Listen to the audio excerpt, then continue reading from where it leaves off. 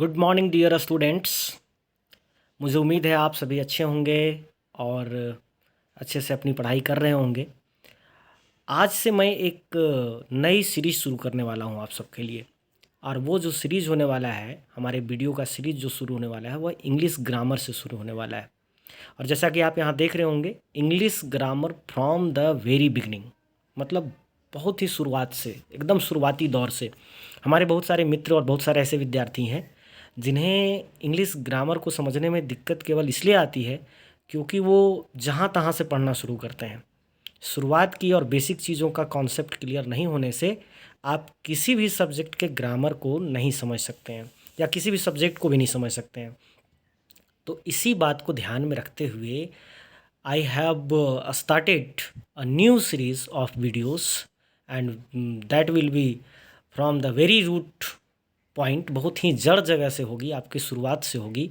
और वो ग्रामर के बिल्कुल शुरुआती स्तर से लेकर के मैं प्रयास करूँगा कि उच्च स्तर तक आपको वीडियो अवेलेबल कराया जाए। और एक जो बड़ी पार्टिकुलर फीचर है हमारे वीडियो का जो होने वाला है वो यह होगा कि आपके पास जो एक चैप्टर का जो वीडियो आएगा वो कोई एक किताब या एक जगह से ली हुई सामग्री से तैयार नहीं किया गया होगा। बहुत सारी किताबों को पढ़ने के बाद वहाँ से कॉन्सेप्ट को लिया जाएगा, वहाँ से चीज़ों को लाया जाएगा और एक जगह कंपाइल करके, एक जगह आपको संग्रहित करके आपके लिए दिया जाएगा। तो इसमें एक अच्छी बात आपको ये मिलने वाली है कि अलग अलग ग्रामर किताब अगर आप खरीद भी लें तो आप पाएंगे कि कोई भी चैप्टर या कोई भी ग्रामर की किताब में सारे चैप्टर्स नहीं हैं, और कोई भी ग्रामर की किताब में एक चैप्टर बिल्कुल पूर्ण रूप से उतने अच्छे से नहीं मिल पाती है जितना कि आप कई ग्रामर को पढ़ने के बाद कॉन्सेप्ट डेवलप कर पाते हैं। तो चलिए हम लोग शुरू करते हैं। What is grammar? ग्रामर क्या है? तो grammar is a knowledge. Grammar क्या है? एक नॉलेज है। ग्रामर हमारा एक नॉलेज है, और which gives us knowledge how to read, write, speak and understand language correctly।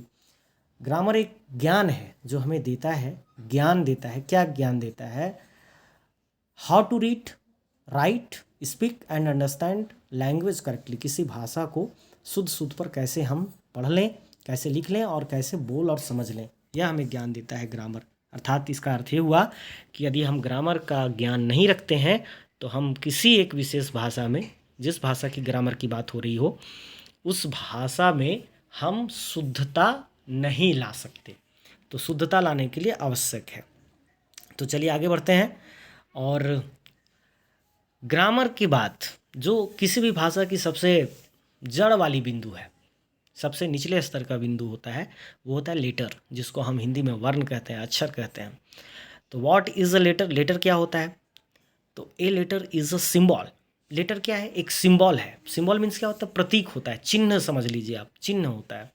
Usually retain और printed representing a speech sound, जो प्रायः या तो लिखित होता है या प्रिंटेड होता है, जो कि किसी स्पीच यानी किसी शब्द के साउंड को रिप्रेजेंट करता है, प्रतिनिधित्व करता है उसका। जैसे हम लोग बोलते हैं, है ना। लेटर की आवश्यकता हमें तो लिखने के लिए पड़ती है, बोलने के लिए हमें साउंड की आवश्यकता पड़ती है, जो साउंड हमें मिला हुआ है। और ये ध्वनि चाहे ह्यूमन बींग्स हो चाहे एनिमल्स हो, सबके पास साउंड है, ठीक है। लेकिन हम लोगों के पास, वी ह्यूमन बींग्स ने, हमने डेवलप कर लिया है लेटर को, यानी हम जो बोलते हैं उसको एक प्रतीक के रूप में ढाल दिया है, एक चिन्ह के रूप में ढाल दिया, और वो चिन्ह है लेटर। उसी को हम लोग लेटर कहते हैं। जैसे हम पढ़ते हैं अ या ए, पढ़ते हैं ए बोलते हैं, तो हमने एक इस तरह का चिन्ह दे दिया है कि चलो भाई ए बोलते हैं, और आप तुरंत समझ जाते हैं कि ए जो है सो इस तरह से लिखाएगा, इस तरह से लिखाएगा। बी जो है सो उस तरह से लिखाएगा। सी का इस तरह पार्टिकुलर साइन है ना। तो इस तरह हम लोग समझ जाते हैं। कहता है what is an alphabet? Alphabet क्या है? अब दूसरी बात आती है, लेटर हैं, और जब ढेर सारे लेटर्स, यानी एक भाषा की, जैसे हमारी इंग्लिश लैंग्वेज की बात करें तो there are 26 letters. A to Z हमारे कितने होते हैं? 26 लेटर्स होते हैं। अब 26 लेटर्स को जब हम क्या करते हैं, एक बिल्कुल सेट बना देते हैं, एक माला की तरह, एक गार्लैंड की तरह सुव्यवस्थित क्रम में रख देते हैं, तो उसे अल्फ़ाबेट कहते हैं। तो अल्फ़ाबेट का डिफिनीशन हुआ a set of letters in a fixed order. Fixed order होना चाहिए, ऐसा नहीं कि हम सी लिखें फिर ए लिखें फिर बी लिखें और फिर हम जी एच कुछ भी लिख दें कहीं और उसे हम अल्फ़ाबेट कहेंगे, ऐसा नहीं हो सकता। सुव्यवस्थित क्रम, है ना। हिंदी की बात करें तो क से शुरू होगा, है ना, और अंग्रेजी की बात करें तो ए से शुरू होगा और जेड तक जाएगा। अब उसके बाद की टॉपिक आती है what is a word. Word क्या है, शब्द क्या है, ठीक है, जिसे हम लोग हिंदी में शब्द कहते हैं, वो है क्या। तो a word is a sound, यहाँ डिफिनेशन पर आपको ध्यान देने की ज़रूरत है। कहता है कि वर्ड क्या है, तो एक साउंड है, ठीक है, एक ध्वनि है। वर्ड जो है सो एक ध्वनि है, ठीक है, और अ लेटर, या फिर एक अक्षर भी हो सकता है, एक ध्वनि भी हो सकता है, एक अक्षर भी हो सकता है, अथवा ग्रुप ऑफ साउंड्स भी हो सकता है, यानी ध्वनियों का समूह भी हो सकता है या अक्षरों का समूह भी हो सकता है। हैविंग अ सर्टेन मीनिंग, एक निश्चित अर्थ रखते हुए। अब बहुत जगह आपने वर्ड का डिफिनेशन पढ़ा होगा, अगर आपने पहले कभी व्याकरण पढ़ा है या किसी शिक्षक ने आपको पढ़ाया ही होगा, तो हो सकता है कि आपने पढ़ा होगा या आपको पढ़ाया गया होगा कि ये word is a group of letters. लेकिन यहाँ की डिफिनेशन में आप देख रहे हैं कि मैंने कर दिया है ए साउंड और अ लेटर, एक साउंड अथवा एक लेटर। ए मैं कह रहा हूँ, एक साउंड भी हो सकता है, एक लेटर भी हो सकता है, अर्थात एक ध्वनि भी हो सकता है, एक अक्षर भी हो सकता है, या फिर ग्रुप ऑफ साउंड्स यानी ध्वनियों का समूह हो सकता है या लेटर्स का समूह हो सकता है। तो उसे हम क्या कहेंगे, वर्ड कहेंगे। कब, जब उसका कोई सर्टेन मीनिंग होगा। एक ध्वनि, यहाँ ध्वनि लिखा चला गया गलती से, अथवा एक अक्षर अथवा ध्वनि या अक्षरों का समूह जिसका एक निश्चित अर्थ हो, शब्द कहलाता है। जैसे आप यहाँ देख रहे होंगे कैट है, लोटस है, बर्ड है आदि। इसका अगर हम ग्रुप ऑफ लेटर्स भी कर दें, ठीक है, लेकिन उसका कोई अर्थ ना निकले तो वह शब्द नहीं कहलाएगा। और अगर कोई अकेला भी लेटर है और उसका अर्थ निकल जा रहा है तो वह शब्द कहलाएगा। जैसे ए, जिसको हम अ पढ़ते हैं, जैसे किसी सेंटेंस में हम कहते हैं हु इज़ देयर, कौन है वहाँ, और अगर आपने कह दिया अ बॉय, एक लड़का है, ठीक है, तो अ का वहाँ अर्थ एक हो जाता है। जब ए जो कि एक लेटर है, जब एक शब्द के बदले यानी एक शब्द के अर्थ में उपयोग होता है। जैसे I have eaten a mango हम कहते हैं, तो यहाँ अ का मतलब एक भी होता है, ठीक है। और ऐसे अर्थ में ए जो कि एक लेटर है, शब्द का डिफिनेशन धारण कर लेता है, शब्द की परिभाषा धारण कर लेता है। उसी तरह आई, आई का मतलब मैं होता है। आई एक लेटर भी है और आई एक वर्ड भी है ना। तो नई तरह की एक परिभाषा आपको यहाँ देखने को मिला होगा वर्ड का, कि वर्ड जो है सो एक शब्द, एक अक्षर भी हो सकता है, एक ध्वनि भी हो सकता है, या फिर ध्वनि या अक्षरों का समूह भी हो सकता है, यदि उसके कोई निश्चित अर्थ हो या अपने पास उसका कोई निश्चित अर्थ रखता हो वो। तो हम लोग लेटर, अल्फ़ाबेट और वर्ड को समझने के बाद आगे समझते हैं सेंटेंसेस कंस्ट्रक्शन, वाक्यों का निर्माण। वाक्य क्या है ये हम पढ़ते हैं। और थोड़ा सा लेटर्स यहाँ छोटे छोटे आपको लग रहे होंगे, लेकिन मैं उसको थोड़ा जूम करता हूँ। व्हाट इज़ अ सेंटेंस, वाक्य क्या है।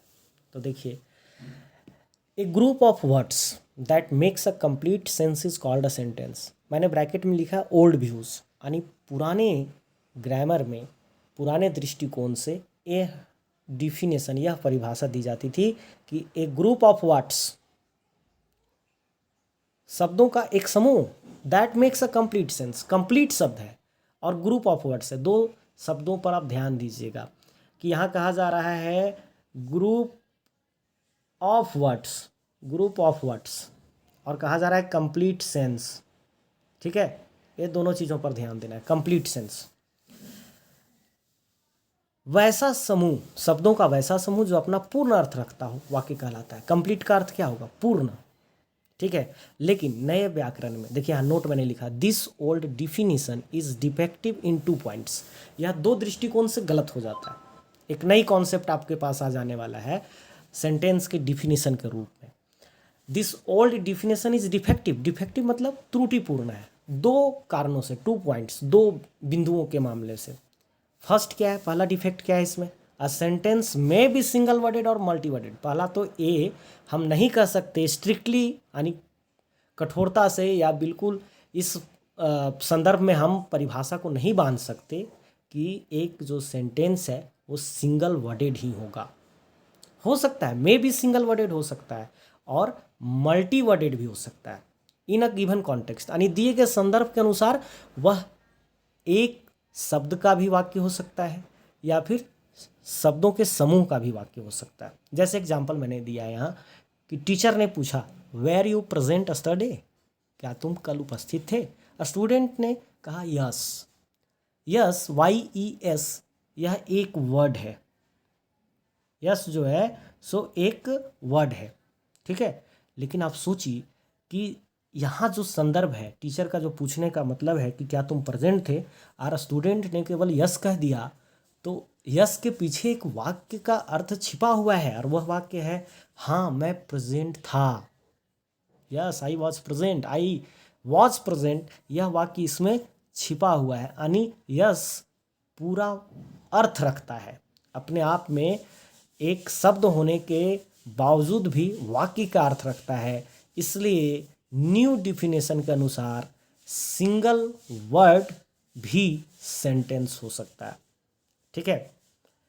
अब आगे है some other single word sentences. कुछ और जो एक ही शब्द वाले वाक्य हो सकते हैं वह है यस, नो, सर्टेनली, इम्पॉसिबल। जैसे आपको किसी ने कहा कि will you stay in village for ever, आपने कहा impossible. Will you leave your service, क्या आप अपना सर्विस छोड़ देंगे? आपने कहा इम्पॉसिबल, ठीक है। किसी ने पूछा विल यू कम टुमारो, क्या तुम कल आओगे? आपने कहा सर्टेनली, मतलब आप क्या करें? सर्टेनली मैं आऊँगा। यू विल कम यह छिपा हुआ है उसमें मीनिंग। तो इस तरह से अब कुछ ऐसे कमांड सेंटेंस यानी जो आदेश वाले वाक्य होते हैं, जैसे हमने कहा कम, तो उसमें वाक्य छिपा हुआ, उसमें लिखा मतलब कम बोलने के साथ ही हम कह रहे हैं कि यू कम, यानी उसमें ग्रुप ऑफ वर्ड्स का अर्थ छिपा हुआ है। भले ही बोलते समय या लिखते समय हम एक सिंगल वर्ड का यूज़ कर रहे हैं लेकिन उसमें अर्थ छिपा हुआ है और इसलिए सिंगल वर्ड भी हो सकता है, क्या एक वाक्य हो सकता है। इसलिए हम यह डिफिनेशन नहीं दे सकते कि अ group of words that make a complete sense, ऐसा हम नहीं कर सकते। अब कंप्लीट सेंस पर आते हैं। दूसरा है कि अ सेंटेंस में not sometimes a complete sense, may not sometimes convey, ऐसा नहीं है। कभी कभी वाक्य जो है हम कहेंगे कंप्लीट, कंप्लीट मतलब पूर्ण। पूर्ण का मतलब क्या होता है आप सोच कर देखें। पूर्ण का मतलब ये हो गया कि हम कोई भी चीज़ की कमी नहीं उसमें छोड़े हैं, यानी कुछ भी उसमें ऐड नहीं हो सकता। अगर हम ग्रामर की लैंग्वेज से बात करें तो हम सेंटेंस को कंप्लीट कह देंगे, यानी उसमें कुछ भी ऐड होना संभव नहीं है। जबकि कहता है कि ये सेंटेंस में बी एक्सटेंडेड, यानी एक वाक्य का विस्तार किया जा सकता है फ्रॉम अ शॉर्ट वन, यानी एक छोटे वाक्य का विस्तार किया जा सकता है टू बिगर वन, यानी बड़े वाक्य में बदला जा सकता है उसको बाय लेफ्ट ब्रांचिंग और राइट ब्रांचिंग। लेफ्ट ब्रांचिंग कहने का मतलब लेफ्ट साइड उसको कुछ जोड़ करके, या राइट ब्रांचिंग यानी राइट साइड जोड़ करके कर सकते हैं हम। जैसे देखिए यहाँ क्या कहता है कि a man is taking rest, a man is taking rest, यह रूट वाक्य है यानी यह आधार वाक्य है। अब a man is taking rest में हमने जोड़ दिया अ टायर्ड, यानी मैन के पहले लगा दिया टायर्ड मीन्स थका हुआ। लेफ्ट साइड में हमने जोड़ दिया a tired man is taking rest, तो यहाँ तो हमने जोड़ दिया, यानी वाक्य हो तो कंप्लीट था ऊपर वाला लेकिन फिर भी इसमें जुड़ गया। अगर वो कंप्लीट था तो फिर कैसे जुड़ना संभव हुआ? उसके बाद हमने जोड़ दिया a fat and tired man is taking rest under a tree, tree के पहले भी अंडर मैंने जोड़ दिया। अब इस वाले वाक्य में लेफ्ट साइड भी हमने कुछ जोड़ दिया, राइट साइड भी जोड़ दिया, यानी या तो लेफ्ट साइड या राइट साइड हम कुछ इसमें ऐड कर दिए। और इस तरह से अगर हम इस सेंटेंस को कंप्लीट कह रहे थे तो यह डिफ़ॉल्ट हमारा था, कंप्लीट कहना सही नहीं था। तो बात क्या है, ठीक है, बात ये है। आगे देखते हैं न्यू कॉन्सेप्ट क्या है। द न्यू कॉन्सेप्ट क्या है? डिफिनेशन ऑफ सेंटेंस कहता है ए वर्ड और a group of words, a word और a group of words having a clear meaning in a given context is called a sentence. दिए गए संदर्भ में जब हमारा शब्द एक हो या शब्दों का समूह हो, एक भी शब्द हो या शब्दों का समूह हो, ठीक है, तो वह कहला सकता है जिसका अर्थ स्पष्ट हो। कंप्लीट यहाँ नहीं है, यहाँ ध्यान दीजिए, यहाँ क्लियर मीनिंग की बात किया जा रहा है। मीनिंग क्लियर, क्लियर शब्द कहा जा रहा है, कंप्लीट नहीं कहा जा रहा है, क्लियर मीनिंग है ना। वहाँ कंप्लीट था, पुराने डिफिनेशन के अनुसार कंप्लीट मीनिंग था, और यहाँ क्लियर मतलब स्पष्ट है मीनिंग, ठीक है। नोट, अब नोट में हमने क्या लिखा है, a sentence must have a proper order of words and a clear meaning. वाक्य होने के लिए समूह होना आवश्यक तो है, या फिर सिंगल वर्ड भी हो सकता है वाक्य, या हमने समझ लिया है, लेकिन उसका ऑर्डर यानी क्रम, उसका पैटर्न सही होना चाहिए। अगर हमने उल्टा पुल्टा शब्दों के समूह को लिख दिया तो वह वाक्य नहीं हो जाता। एग्जाम्पल के लिए अगर हमने गोज ही टू स्कूल लिख दिया तो इस ग्रुप ऑफ वर्ड्स का कोई क्लियर मीनिंग नहीं है, लेकिन ही गोज टू स्कूल यह एक ग्रुप ऑफ वर्ड्स है, और चूंकि इसका मीनिंग क्लियर है इसलिए नीचे वाला जो हमारा सेंटेंस है एक करेक्ट है, ऊपर वाला गलत है, ठीक है। तो आप, मुझे उम्मीद है कि इसको अच्छी तरह समझ गए होंगे कि मैं क्या कहना चाह रहा हूँ आपको, ठीक है। The new concept of sentence हमने समझा है। अब हम देखते हैं सब्जेक्ट एंड प्रीडिकेट। सब्जेक्ट आप सभी परिचित होंगे, हो सकता है हमारे कुछ मित्रों के लिए प्रीडिकेट जो शब्द है वो न्यू शब्द होगा, प्रीडिकेट। अब ये प्रीडिकेट है क्या और सब्जेक्ट क्या है, इसको हमने यहाँ टेबल के माध्यम से आपको समझाया है। आप देख रहे होंगे कि लेफ्ट साइड सब्जेक्ट और नॉन पार्ट लिखा हुआ है, और राइट साइड प्रीडिकेट और वर्ब पार्ट लिखा हुआ है। पहले हम सब्जेक्ट और नॉन पार्ट अर्थात इधर वाले भाग पर ध्यान देते हैं, इधर वाले भाग पर ध्यान देते हैं। कहता है सब्जेक्ट या नॉन पार्ट क्या होता है, एक वाक्य है। आप अपने दिमाग में कोई भी एक वाक्य का उदाहरण ले लीजिए, ऐसे नीचे तो उदाहरण आपको मिलने वाला है, लेकिन यहाँ आप कोई भी उदाहरण ले लीजिए और देखिए कि क्या कहा जा रहा है। कहा जा रहा है अबाउट हुम, मतलब जिनके बारे में, अथवा और मीन्स अथवा व्हाट वी आर स्पीकिंग, या फिर जो हम कह रहे हैं, यह होता है सब्जेक्ट या नॉन पार्ट। नीचे विस्तार से लिखा गया है कि the part which names the person, यानी वह वाक्य का वह भाग जो किसी ऐसे व्यक्ति या वस्तु का नाम बता रहा हो जिसके बारे में उस वाक्य में बात की जा रही हो। यानी एक वाक्य है और वाक्य में कोई व्यक्ति हो सकता है या कोई वस्तु हो सकता है जिसके बारे में हम चर्चा कर रहे हैं, जिसके बारे में हम बात कर रहे हैं, या फिर वह व्यक्ति या वस्तु कोई कार्य ही कर रहा है, ठीक है। कार्य करना बात करने के अंतर्गत वाले शब्दों में वह इंक्लूड हो जाता है। जब हम कहते हैं कि उसके बारे में बात कर रहे हैं तो हो सकता है कि उसकी कुछ चर्चा कर रहे हैं या फिर यह बता रहे हैं कि वह कुछ कर रहा है। जैसे हम कह रहे हैं कि वह जा रहा है, तो वहाँ जाना एक क्रिया है, लेकिन हम चर्चा किसकी कर रहे हैं, वह की कर रहे हैं। बात किसकी कर रहे हैं, वह की कर रहे हैं। तो कह रहा है कि वाक्य का वह भाग जो किसी ऐसे व्यक्ति या वस्तु का नाम बता रहा हो जिसके बारे में उस वाक्य में बात की जा रही हो, वह उस वाक्य का सब्जेक्ट कहलाता है, ठीक है।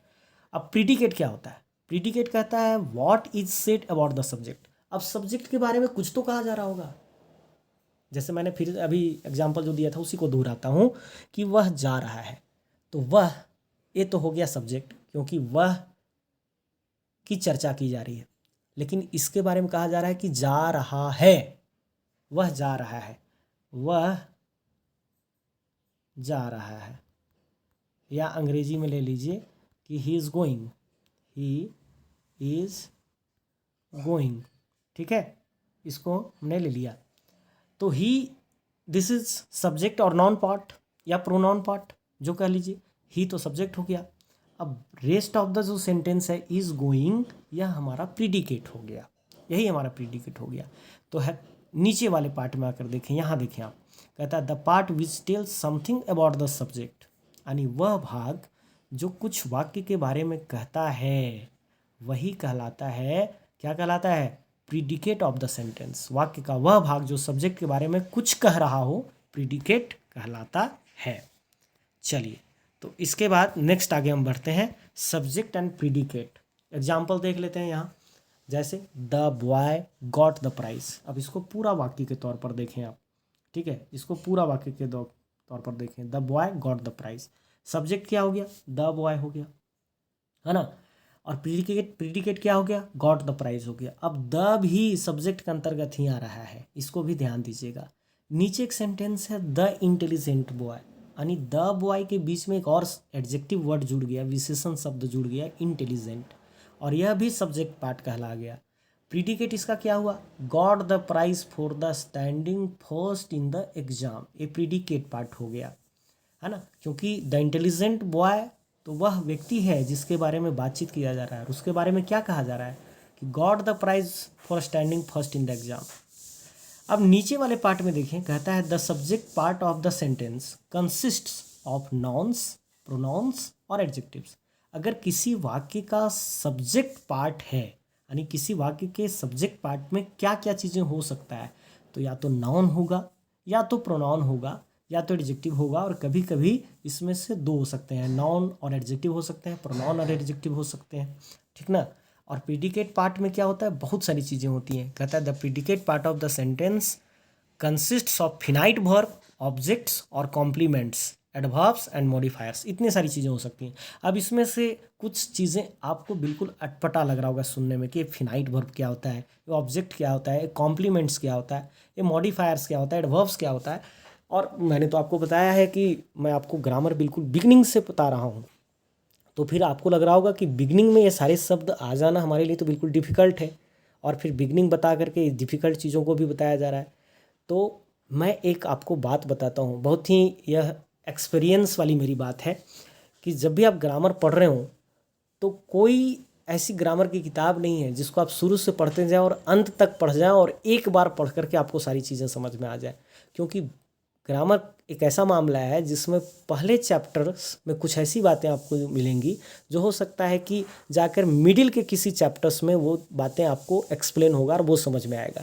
इसलिए ग्रामर को एक बार पढ़ना पर्याप्त कभी नहीं हो सकता, किसी भी विद्यार्थी के लिए नहीं हो सकता, जब तक कि वह 2 बार 3 बार 4 बार या फिर जितनी बार आप पढ़ लें कॉन्सेप्ट आपको उतना क्लियर होगा। क्योंकि बाद के चैप्टर्स में जैसे मैंने अभी यहाँ नॉन की भी चर्चा कर दी कि नॉन पार्ट्स होता है, और नॉन मैं आपको इसके बाद वाले वीडियो में बताने वाला हूँ कि नॉन क्या होता है। तो मुझे लगता है कि जब आप नॉन पढ़ लेंगे और फिर से जब इस चैप्टर को पढ़ेंगे तो आपको अच्छी तरह से यह चैप्टर अंडरस्टूड हो जाएगा।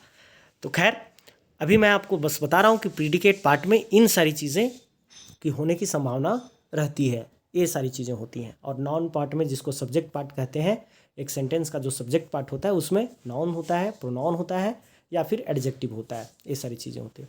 अब यहाँ एक एक्सरसाइज आपके लिए मैंने दिया है कि divide each of the following sentences into subject and predicate.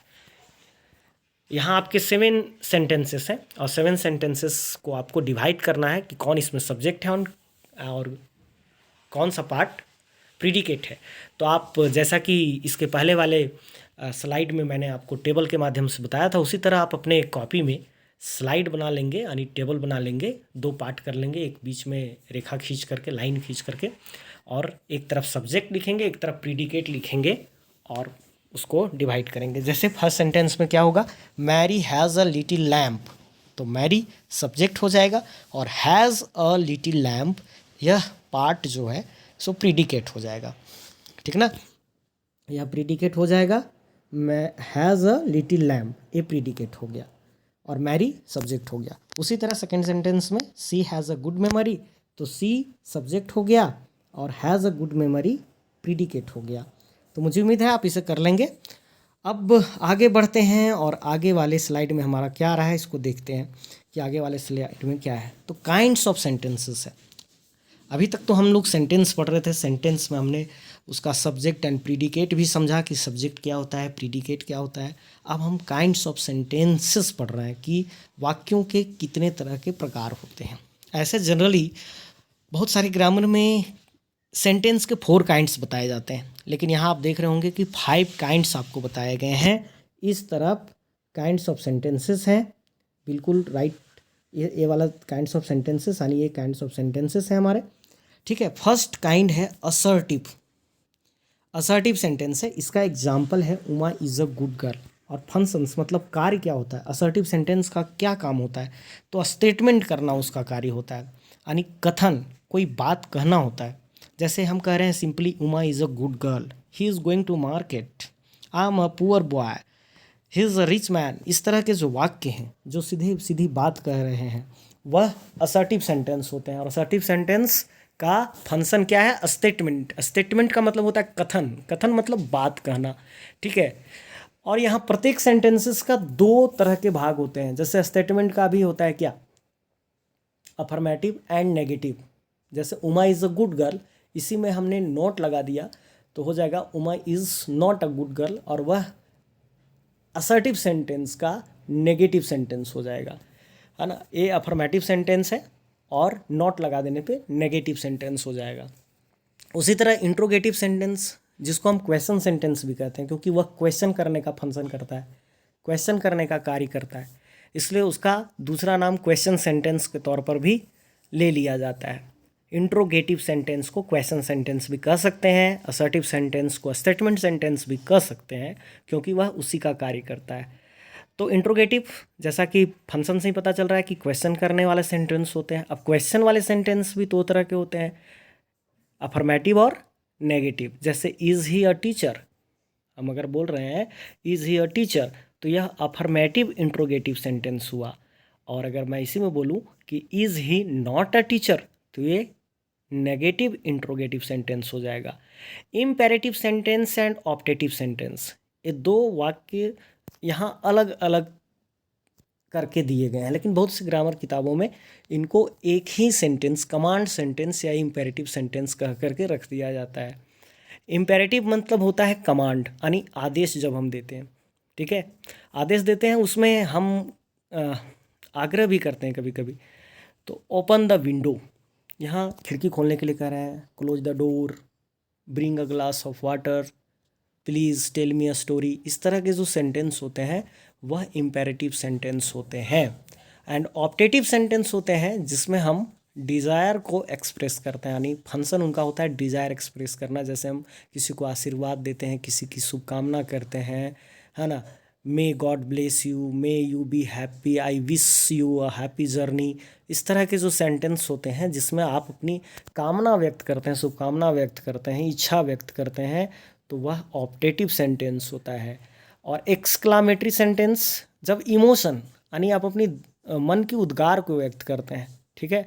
Hurray we have won the match, आप मैच जीतने पर खुशी व्यक्त कर रहे हैं, यह आपकी इमोशन की बात है ना। जब आप बहुत दुखी हो जाते हैं, ओ गॉड ही इज़ नो मोर, किसी की मृत्यु पर इस तरह बोलते हैं। जब अचानक से आपको कोई सरप्राइज होता है तब आप जो बातें कहते हैं, ये सारे सेंटेंसेस एक्सक्लामेटरी सेंटेंसेस होते हैं, इमोशन वाले सेंटेंस होते हैं। तो मुझे उम्मीद है कि आपको यह बात अच्छी तरह से समझ में आ गई होगी, और इस तरह से आपका जो यह जो मेरा पहला वीडियो है ग्रामर का वह समाप्त हुआ। और मुझे पूरी उम्मीद है कि आपको अच्छा लगा होगा, और आप इसे देखने के साथ अपने मित्रों में भी शेयर करेंगे, थोड़ा लाइक और सब्सक्राइब करने का भी कष्ट कर ही देंगे। तो इस सारी उम्मीदों के साथ thank you very much to all.